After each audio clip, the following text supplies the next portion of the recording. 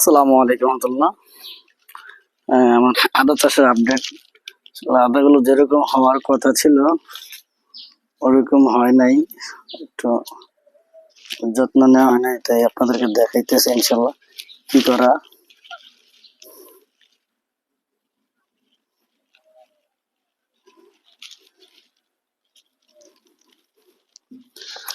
কয়েকটা বস্তায় সমস্যা হয়েছে বৃষ্টির কারণে, এই যেগুলো নষ্ট হয়। তারপর আজকে ওষুধ দিয়ে দেবো ইনশাল্লাহ, আজকে ওষুধ দিয়ে দিব। কয়েকটা পচে গেছে, এগুলো একটু মোটামুটি মাশাআল্লাহ ভালোই।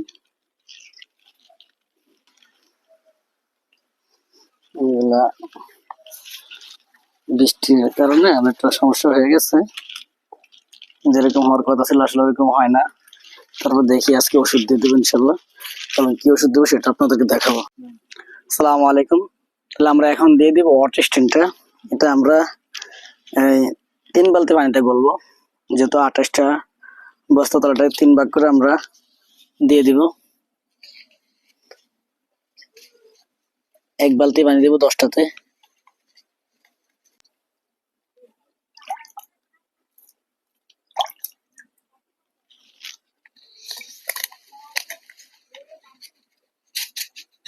দুই বালতি দিতে হবে।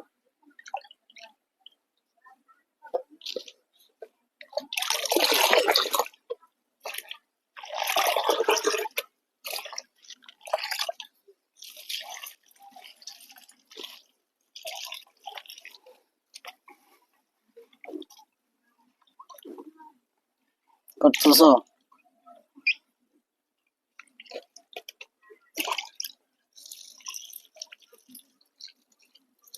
এভাবে আমরা প্রত্যেকটা বস্তায় দিয়ে দেবো 1 মুখ করে, তাহলে আর আদাগুলো নষ্ট হবে না। এটা হলো ব্যাকটেরিয়া এবং ছত্রাকজনিত সমস্যার কারণে দেওয়া হয়।